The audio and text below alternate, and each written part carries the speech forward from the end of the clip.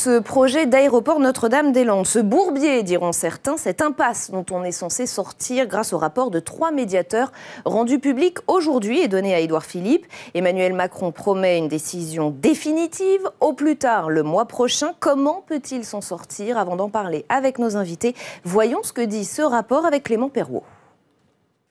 Matignon ce matin, les 3 médiateurs du dossier Notre-Dame-des-Landes viennent rendre leur rapport tant attendu au Premier ministre. Si ce document ne tire pas de conclusion définitive, il donne du crédit à l'alternative d'un agrandissement de l'aéroport de Nantes-Atlantique.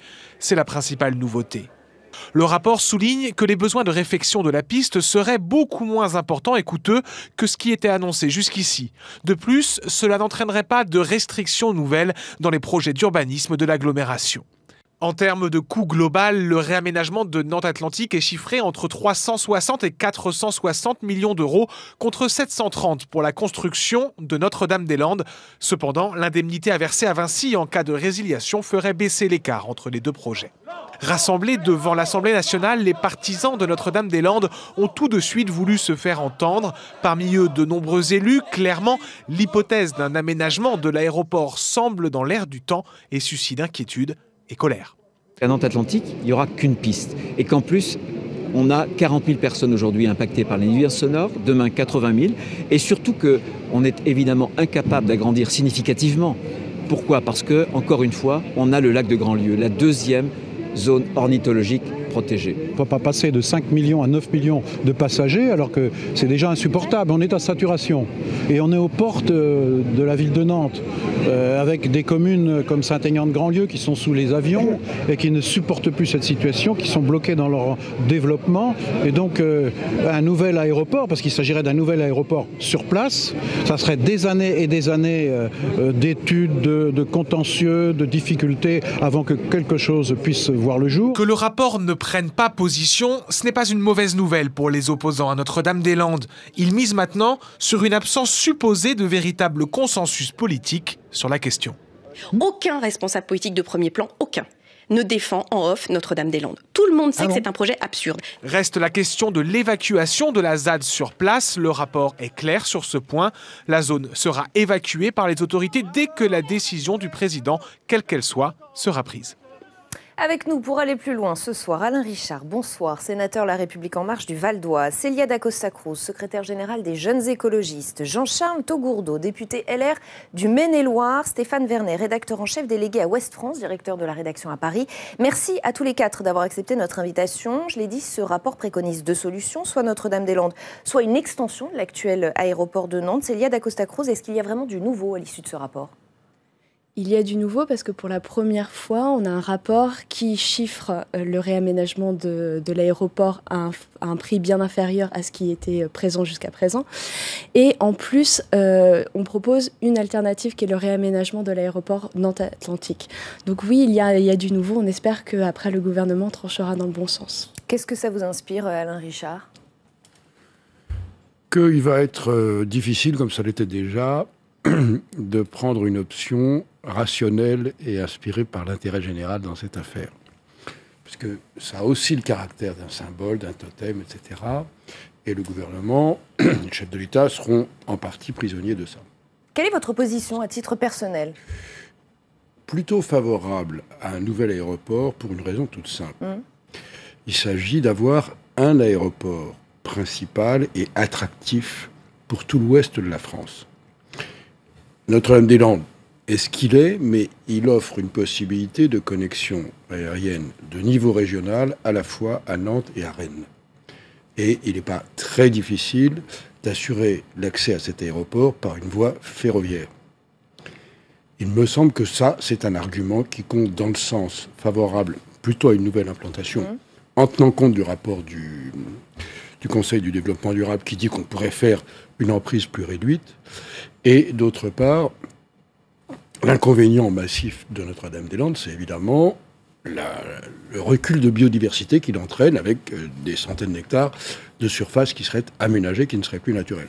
Donc ce sont ces 2 points-là qu'il faut sous-peser, plus évidemment l'effet nuisance qui existe dans tout aéroport, qui ira quand même plutôt en réduction. Si on regarde les nuisances, il y a 20 ans et maintenant, elles sont en baisse. Oui, parce que... mais qui pèserait sur une population, évidemment, sensiblement moindre si on prenait Notre-Dame-des-Landes plutôt que l'agglomération de Nantes. Jean-Charles Taugourdeau, dans ce rapport, on relève quand même 2 arguments majeurs, plutôt en défaveur de l'aéroport Notre-Dame-des-Landes. Ça coûterait beaucoup plus cher et ça polluerait beaucoup plus. Ce sont des arguments plus que importants. Ça coûterait beaucoup plus cher, non, puisque si on abandonne Notre-Dame-des-Landes, il va falloir indemniser la société Vinci, il me semble. Et ça n'a pas été pris en compte dans le rapport ? Si, c'est dit. On vous donne un chiffrage moins important pour la remise en état de Nantes Atlantique, puis après on vous dit, mais il faudra quand même indemniser, donc on arrive à peu près au même prix. Quant à... La pollution que ça engendrerait, les émissions de CO2 supérieures. Alors, les émissions de CO2 supérieures, quand vous le dites comme ça, on peut penser que c'est bien. Mais quand on vous annonce un 12,5% de CO2 en plus sur Notre-Dame-des-Landes, c'est quand même se moquer un peu des gens, parce que 12,5, et pourquoi pas 12,4 ou 12,6 moi, j'admire les chiffrages qui sortent comme ça de nulle part. Enfin, j'aimerais qu'on nous montre au moins la source des calculs. On nous aurait dit environ 10%, ce serait crédible, ou environ 20%, ce serait crédible. Mais là, franchement, nous donner 12,5%, pour moi, c'est absolument pas crédible. Stéphane Vernet, ça veut dire que ce rapport n'est pas crédible, ce rapport qui a été rendu aujourd'hui, remis à Édouard Philippe et sur lequel le gouvernement va se fonder ? On peut dire ça. Alors, que le rapport ne soit pas crédible, moi je sais pas, je suis pas qualifié pour en juger. Il est contesté. Vous avez Bruno Retailleau, notamment, qui est donc sénateur de Vendée, qui dit que 2 des 3 rapporteurs sont connus pour être on va l'entendre dans un instant opposés à sur Notre-Dame-des-Landes. ouais. Donc on peut se poser la question. Mais sur les points apportés par le rapport, sur le fait que Notre-Dame-des-Landes coûterait plus cher et polluerait plus, est-ce que ce sont 2 arguments qui, oui ou non... C'est la vraie nouveauté et ça change tout, en fait. C'est-à-dire que, comme le disait Édouard Philippe ce matin, jusqu'à maintenant, on raisonnait sur une base qui consistait à dire c'est Notre-Dame-des-Landes ou rien. Ce qu'introduit le rapport aujourd'hui, c'est de dire que, a priori, en refaisant les calculs, en les mettant à jour, l'aménagement de Nantes Atlantique serait une alternative crédible. Et ça change tout, parce que ça peut ménager une porte de sortie à Emmanuel Macron et au gouvernement actuel, qui a une difficulté. Emmanuel Macron, il a une difficulté qui est toute simple, c'est qu'aujourd'hui, il se pose en héros, en leader, en chantre de la lutte contre le réchauffement climatique. C'est difficile pour lui, au niveau international, on l'a vu avec le sommet d'hier. Il a l'occasion de le prouver. Quand même être très difficile pour lui de défendre l'idée de ce grand aéroport qui, de fait, va prendre une emprise foncière énorme sur des zones humides, enfin qui pose des questions d'environnement. Donc le projet de réaménagement de l'Atlantique est quand même plus favorable à l'environnement. S'il est aussi cher ou moins cher que l'aéroport, ça peut être une porte de sortie, sachant que de toute façon, il faudra évacuer la ZAD. Ce que vous dites fait beaucoup réagir. Célia d'Acosta-Cruz, et ensuite je vous ferai réagir. Oui, alors en ce qui concerne le bruit, j'entends bien cet argument, mais on n'a pas chiffré à l'heure actuelle le bruit que ça va coûter, notamment de faire tous les transports routiers ou ferroviaires vers Notre-Dame-des-Landes. Donc j'aimerais aussi qu'on prenne ça en considération. Quand Bruno Retailleau dit on ne peut pas, l'idée de l'extension de l'aéroport n'est pas faisable puisqu'il y a un lac protégé, dit-il, et c'est question de nuisances sonores. Moi je pense que la question, elle est vraiment sur est-ce qu'on veut investir à l'heure actuelle dans un aéroport ? Parce que certes, là, on est sur une logique court-termiste. Non, mais il faut dire les choses. Le monde entier le fait depuis des dizaines d'années et continue à le faire. On veut s'ériger en modèle, Macron veut s'ériger en modèle écolo. Pas à dire on ne vole plus en avion. On est sur une logique court-termiste parce que, je suis désolée, mais les énergies fossiles doivent rester dans le sol pour maintenir le réchauffement climatique en dessous des 2%. C'est dans l'accord de Paris. Et là, tout d'un coup, quand on nous dit on va faire de l'expansion, on va faire Notre-Dame-des-Landes, je suis désolée, on ne respecte pas les accords de Paris et dans ces cas-là, je ne vois pas à quoi sert le sommet climat qui a eu lieu. De combustible changé. Alain Richard. Pardon, mais il faut essayer de rester dans le rationnel. Je sais que c'est contrariant. Pardon, mais le nombre de mouvements d'avions correspondant aux besoins de déplacement d'une population et d'une grande région ne changera pas suivant que les avions partent de Nantes Atlantique et de Rennes ou partent de Notre-Dame-des-Landes. Le nombre de mouvements d'aviation, le nombre de mouvements aériens en 2030 sera le même. Dans 20 ans, les besoins seront-ils les mêmes ? Je voudrais quand même qu'on rappelle des faits simples. 20 ans, c'est demain. Le nombre de mouvements aériens sera le même. Ouais. Ensuite, moi j'en parle d'autant plus savamment que j'ai Roissy dans le département que je représente. La pollution, c'est-à-dire l'émission de CO2, liée à une plateforme. le mouvement aérien, il produit du CO2, quel que soit l'endroit où l'avion se déplace. Mais le CO2 lié à une plateforme aéroportuaire est extrêmement fortement influencé par les transports vers cette plateforme. Donc si vous dites aux usagers de l'aérien, de Rennes et de Nantes, si vous êtes à Nantes, vous irez les transports en commun, si vous êtes à Rennes, vous irez forcément ou sur le chemin, vous irez forcément en voiture, alors qu'avec Notre-Dame-des-Landes, vous avez une liaison ferroviaire dédiée. Avec l'expérience de Roissy, je peux vous dire que une grande partie des citoyens qui vont à Roissy, ils vont par le train, tout simplement. Oui, puis rien n'empêche d'envisager des transports électriques pour aller à l'aéroport, et puis d'avoir à terme, un jour, des avions hybrides. Mais c'est pas quand on aura des avions hybrides qu'il faudra se mettre à construire des aéroports. Non, le vrai problème qui va se poser aussi au président de la République, c'est qu'il s'est présenté aussi en héros du rétablissement de l'ordre dans la République, c'est-à-dire de l'état de droit.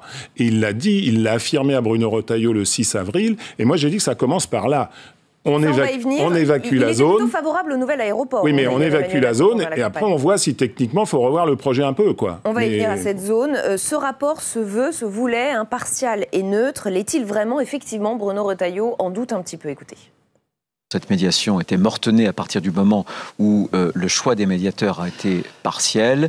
2 des 3 avaient d'abord pris parti contre Notre-Dame-des-Landes. Voilà, donc c'était un énième rebondissement, une énième péripétie. Stéphane Vernet, est-ce qu'on peut vraiment remettre en question la crédibilité de ces experts et de ce rapport? Moi, j'ai déjà répondu à cette question tout à l'heure. Moi, je ne suis pas qualifié pour faire ça. J'entends ce que dit Bruno Retailleau, mais peut-être qu'il le dit aussi parce que le résultat, les conclusions du rapport ne vont pas dans le sens qui est le sien. Lui, il veut l'aéroport de Notre-Dame-des-Landes. Il y a autre chose qu'a dit Édouard Philippe ce matin, c'est que un autre point important de ce rapport, c'est qu'il confirme que de toute façon, à horizon 2040, le nombre de passagers transportés va doubler et que l'Ouest a besoin au moins d'un aéroport efficace, performant et dimensionné. Ce que dit Bruno Retailleau aussi, et qui est très vrai, c'est que cette région-là, en 2040, elle aura 9 millions d'habitants. Et 9 millions d'habitants, c'est gros comme l'Autriche ou la Suède, je reprends ces termes. Et qui oserait dire aujourd'hui que l'Autriche ou la Suède n'a pas besoin d'un grand aéroport international? Pour terminer, moi j'ai souvenir de Jean Jouzel qui, quand on l'interroge sur l'aéroport, donc Jean Jouzel, le grand climatologue, qui a une réponse très nuancée que je trouve intéressante. Il dit, si vous posez la question aux climatologues, la réponse c'est qu'un équipement de cette nature-là est une hérésie par rapport à la problématique de la lutte contre le réchauffement climatique. Sauf que derrière, il vous dit, si vous posez la question aux citoyens et à l'homme, il dit, moi je prends l'avion. Comme tout le monde. Donc ça demande une forme de pragmatisme. Et voilà. Et donc, il y a quelque part, il faut trouver un compromis. La difficulté dans ce dossier, c'est de trouver le moins mauvais compromis possible. Aujourd'hui, à force de reculade, de lâcheté, de calculs politiciens, on a tellement décalé ce dossier que de toute façon, quelle que soit la solution qui sera adoptée, elle sera mauvaise. Parce qu'il y aura des déçus de tous les côtés. Et des affrontements à Notre-Dame-des-Landes. On va y venir, Jean-Charles Taugourdeau. Justement, j'ai cette question. Je le disais en début d'émission, ça fait plus de 50 ans que ce projet existe et contesté. Comment en est-on arrivé là? Que s'est-il passé pour qu'on en arrive à une situation presque dangereuse? C'est ce que j'ai dit hier à l'Assemblée. Il y a eu un manque, il y a eu des imprévoyances, il y a eu des négligences, des incompétences. De la lâcheté, disons un manque de courage politique, si on ne veut pas dire lâcheté, mais un vrai manque de courage politique au niveau des exécutifs nationaux. Vous visez un gouvernement particulier? Non, j'ai dit que ce dossier, il n'est ni de droite ni de gauche, sauf que l'État, aujourd'hui, est devenu, à force de toutes ces reculades, on a amené l'État dans un état de non-droit, et à partir de là, on ne peut plus rien faire. Si on ne fait pas Notre-Dame-des-Landes, aujourd'hui, je dirais, c'est même pas le fait de savoir s'il faut faire Notre-Dame-des-Landes ou pas. Un peu quand même. Non, parce que si on ne fait pas Notre-Dame... Non, aujourd'hui, c'est de rétablir l'état de droit. Parce que si on ne fait pas Notre-Dame-des-Landes, il n'y aura plus jamais de grands projets en France. Il n'y aura plus jamais de grands projets. Il ne faut pas croire que les barrages hydroélectriques se sont faits dans la joie et la bonne humeur dans les Alpes. Mais aujourd'hui, c'est quand même de l'énergie renouvelable. Et aujourd'hui, on ne pourrait même plus faire un barrage hydroélectrique. C'est quand même scandaleux. Célia Dacos-Sacroux, j'aimerais vous entendre avant qu'on regarde justement un sujet sur cette zone à défendre. Oui, concernant la zone à défendre, je pense que la situation est particulièrement tendue et que j'en appelle à la prudence parce je rappelle les événements et la mort de Rémi Fraisse. Et là, à envoyer les forces policières n'est absolument pas la solution. Sur la lâcheté des politiques depuis plus de 50 ans. La lâcheté, moi je parlerai pas de ce nom, c'est juste qu'il y a une opposition qui est citoyenne, qui est écologique, et que forcément on voit bien que ce projet, c'est d'autant plus étonnant que Macron qui dit vouloir faire de la politique autrement... Mais pas très citoyenne l'opposition là, pas très citoyenne. Ressort un dossier qui a 43 ans, on s'interroge un petit peu sur le renouveau de la politique et sur le renouveau des débats. Et quand on brûle des véhicules de gendarmerie, que les experts géomètres sont obligés de se faire accompagner par le GIGN en armes, c'est pas très citoyen comme opposition. C'est un sujet absolument intéressant sur lequel on va revenir évidemment tout de suite, puisque c'est l'autre paramètre de ce dossier, c'est cette ZAD, cette zone à défendre qui est devenue un vrai village avec école, qui est devenue une zone à défendre. Et qui est totalement autonome avec école, salle de spectacle, épicerie. Les opposants au nouvel aéroport ont fait en sorte que cette zone ne soit plus expulsable. Regardez ce sujet de Marie Brémaud. Ils sont bien organisés. Il faut dire que les premiers occupants de la ZAD sont là depuis 7 ans. Les opposants au nouvel aéroport de Notre-Dame-des-Landes ont construit ici une expérimentation du vivre ensemble singulière. Des animaux, des champs, on y fabrique son pain, on y vit. Et à l'heure où l'on parle à nouveau d'une future évacuation, le message n'a pas changé du côté des zadistes. Nous, on sait que cet aéroport ne se fera jamais, on s'est toujours battu pour et on a confiance dans le fait qu'à la fin on en sortira victorieux. On va se battre jusqu'au bout si jamais ils décidaient de venir nous expulser. Et ils se sont préparés à une éventuelle confrontation avec les forces de l'ordre. Les quelques 300 occupants ont depuis longtemps dressé des haies et des barricades. Mais la police parle aussi de boules de pétanque hérissées de lames de rasoir, d'armes de chasse, d'acide. Une opération policière à très haut risque donc, qui pourrait nécessiter le déploiement de presque 3000 policiers, CRS et gendarmes. Voilà, et quand on voit la manière dont ils se préparent, on craint effectivement une vraie guerre, en tout cas une vraie confrontation. Certains parlent de méthode. Non, vous doutez, Alain Richard ? Pardon, mais je vais être un peu déplaisant. Votre job est de faire de l'audience et donc de l'information. Là, vous êtes dur, hein. C'est la réalité. Hein. Non. Il y a un dossier de Valeurs Actuelles cette semaine qui est très clair si c'est la valeur et qui dit actuelle, beaucoup plus que ce sujet je suis obligé de m'incliner, pardon. Qui parle de potentielle opération suicide. Je me doutais que vous ne seriez pas sereine une fois que j'aurais dit ça. Pardonnez-moi, mais même vous n'êtes pas intouchable. Vous avez le droit de parler de lâcheté à propos des autres, à tout moment, avec une certaine tranquillité d'esprit. Moi, j'ai le droit de dire que quand on est dans les médias, on cherche de l'audience et donc on fabrique de l'information spectacle. Je veux simplement dire qu'il y a une surévaluation médiatique encouragée par les intéressés. Alors, c'est une information. Vous nous dites qu'ils ne sont pas préparés Puis-je terminer ma guerre, phrase sans vous déranger ? Je crois qu'avec les techniques de maintien de l'ordre que les forces de l'ordre françaises maîtrisent particulièrement bien, il n'y a pas d'unité de ce genre qui soit inexpulsable. Ça se fera. D'accord, pour vous... Ça se fera avec le moins de spectacles possible. Donc c'est évidemment un peu contrariant pour les médias qui cherchent du public, ce qui est tout à fait Non, parce que c'est un dossier dans lequel on redoute des morts. J'essaye de finir ma phrase. Aucun média ne peut se réjouir de ça. Et je souhaite que vous soyez moins nerveuse quand je parle des médias. Non, mais je ne le suis pas du tout. Si, mais vous me coupez la parole simplement parce que je parle des médias. C'est mon droit et je pense que c'est utile pour les spectateurs. Mais c'est noté, c'est intéressant. J'aimerais faire réagir les autres. Je vous dis simplement, ayant un tout petit peu d'expérience de ce genre de situation, que nos forces de l'ordre sauront se défaire de ces gens. Simplement, ils intéressent aussi la justice, puisque beaucoup ont un ensemble de délits substantiels derrière eux dont ils auront à répondre. Les autorités qui parlent d'une évacuation qui nécessiterait un tiers des escadrons de gendarmerie du pays, ça vous paraît possible ? Une évacuation de la ZAD aujourd'hui ? Mais ce qui me paraît possible, c'est que si le président de la République a la volonté de faire évacuer la ZAD, on a tous les moyens qu'il faut pour l'évacuer. Mais aujourd'hui, vous voyez bien qu'il ne s'agit même plus d'écologie ou de protection d'environnement, puisque de toute façon, on a parlé d'acide pour des gens qui sont... on a du feu de bois en permanence, donc de la dioxine qui, de toute façon, part dans la nature. Non, ce sont des gens aujourd'hui qui sont pour la décroissance. Ils sont pour moins d'aéroports, ils sont pour la décroissance, ils sont pas pour qu'il y ait plus d'avions. Expliquer aussi qu'il faut arrêter aussi de construire des Airbus et d'en vendre. Comment ça vous fait réagir, Stéphane? Alors que les avions sont de plus en plus propres. C'est moi qui ai parlé de lâcheté politique, donc je vais répondre à M. Richard. Je ne suis pas du tout d'accord avec ce que vous venez de dire à propos des médias. C'est-à-dire que nous, on y va dans la ZAD. On voit aussi les militants qui sont présents là-bas dans les manifestations, etc., et leur potentiel de violence. Il y a une internationale de la violence qui s'est installée dans cette zone. Il y a un côté utopique, sympathique... Non mais attendez, moi aussi je vais finir. Il y a un côté très utopique, sympathique, etc. Mais il y a aussi une internationale de la violence avec des gens, des Black Blocs qui viennent d'Allemagne, de Hollande, etc. Des gens qui s'entraînent, qui se préparent et qui sont dans une logique de guérilla urbaine.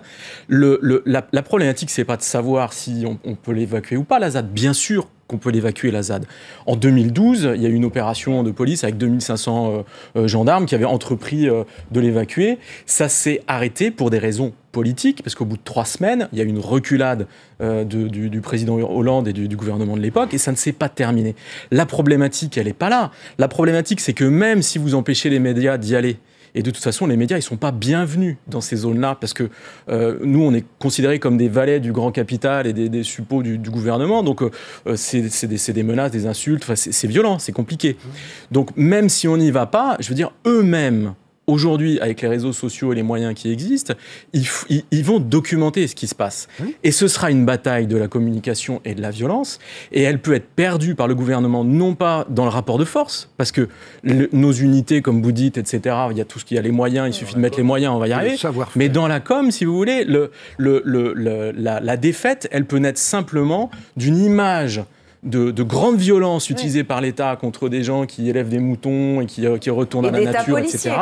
Et il y a aussi le spectre de Rémi Fraisse, de Sivins, et voilà. Et donc, quelqu'un de grièvement blessé, un décès, etc. Et pardonnez-moi, ça peut aussi se produire du côté des forces de l'ordre, puisque des pièges mortels sont tendus aux policiers dans cette zone à défendre. Célia d'Acosta-Cruz.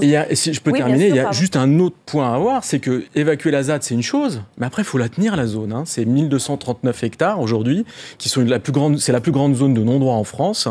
Et non mais il faut une fois que les gens, non mais c'est pas une zone de non-droit, c'est pas vrai. Et une fois que les gens sont dégagés, ils reviendront. Donc ça veut dire qu'il faut mobiliser des moyens. C'est compliqué. Ils veulent vivre là. Ça fait des années qu'ils y sont. Et même si l'aéroport se fait pas, ils partiront pas. Célia d'Acosta-Cruz, est-ce que vous êtes solidaire de ces zadistes? Est-ce qu'il y a une forme de jusqu'au-boutisme que vous condamnez? Comment vous percevez ce qu'ils sont en train de faire, ce qu'ils font depuis des années? Alors non, évidemment que nous condamnons toute forme de violence, qu'elle soit de la part des zadistes ou de la part de l'État, mais évidemment nous soutenons les zadistes. Ils ont commencé à entreprendre quelque chose de fort intéressant qui va dans le sens de la décroissance, et oui, je pense que la décroissance est le chemin à suivre, et c'est pour ça qu'on appelle notamment à ne pas faire l'aéroport, et j'en parle avec d'autant plus de conviction que je fais partie de la jeune génération qui est tributaire de la dette financière et de la dette écologique, et je pense qu'il est important d'aller dans cette voie. Donc oui, nous sommes solidaires des zadistes, et nous appelons à la grande prudence et à la non-violence. Et quand vous entendez qu'ils préparent des pièges pour les forces de l'ordre, vous lisez les mêmes reportages que nous, j'imagine, qu'est-ce que ça vous inspire? Ils le disent, certains voudraient se jeter des arbres sur des policiers. Vous le savez, vous le confirmez, peut-être pas d'ailleurs. Oui, non, c'est quelque chose qui nous fait très peur. On a le spectre de Rémi Fraisse, comme on l'a déjà dit, et c'est quelque chose qui fait peur, et c'est pour ça que nous appelons le gouvernement déjà à ne pas faire l'aéroport de Notre-Dame-des-Landes, et en plus à ne pas évacuer la ZAD. Une solution à la Larzac nous satisferait, serait, je pense, la meilleure solution. Ça, c'est pas possible. Politiquement, pour Emmanuel Macron, c'est pas possible. Mais c'est-à-dire qu'il peut... Non, mais... En fait, il a dit qu'il ferait évacuer la ZAD, quelle que soit la décision. Et la problématique, si vous voulez, c'est que si aujourd'hui, on ne fait pas Notre-Dame-des-Landes et qu'on privilégie l'agrandissement de Nantes Atlantique, mais qu'en même temps, pour reprendre une formule qu'il utilise beaucoup, il n'intervient pas sur la ZAD, il donnera l'image d'une nouvelle reculade. Et comme il est dans une posture... d'autorité, de rétablissement, du puis il est pouvoir en même temps, c'est-à-dire à la fois monsieur... Voilà. Donc la porte de sortie pour lui, c'est éventuellement de faire les deux, c'est-à-dire de ne pas faire Notre-Dame-des-Landes, mais d'évacuer la ZAD quand même. Il le fera. Ça vous paraît pertinent ? Moi, ce que je constate, c'est qu'il est quand même très important de remettre de l'ordre dans la République et de retrouver l'état de droit, parce que ce que je constate, c'est qu'à l'intérieur du périphérique, il n'y a pas beaucoup de zadistes. Moi, vous imaginez demain qu'on vienne à 60-80 députés avec chacun notre caravane sur l'esplanade des Invalides parce qu'on est contre l'arrêt de la circulation sur les voies sur berge, par exemple, et que ça crée des embouteillages qui polluent Paris 2 fois plus. Alain Richard. Nos amis taxis font ça de temps en temps, quand même. Oui, mais enfin bon. Moi, je crois voir dans l'accompagnement du rapport, notamment dans les éléments de langage, que le gouvernement, mes amis du gouvernement, mettent en route une orientation assez prévisible vers un travail sur l'extension de l'aéroport actuel. D'accord. Je crois que c'est ça qui Ça ne me paraît pas une très bonne solution au regard de l'environnement, pour les raisons que je disais tout à l'heure. On fait de la politique dans tout ça, et on en fera aussi là. Donc, mais vous dites cela parce que vous avez des informations, vous en avez discuté. Pour vous, on se dirige vers une extension de l'actuel aéroport ? Ça sent. Pardon, mais j'ai un peu d'expérience politique. Quand les gens qui sont chargés des fonctions de porte-parole du gouvernement disent « Oh, c'est formidable, on vient de découvrir une nouvelle solution, quelle l'extension de l'aéroport actuel ?» 50 ans après. Pardonnez-moi, mais... Dont on parlait déjà, qui n'était pas nouvelle. C'est une découverte quand même relative. Là, je suis d'accord avec vous. Donc, je crois que c'est une opération judicieusement menée, si l'objectif est celui-là, pour faire comprendre que les deux solutions ont des éléments d'équivalence.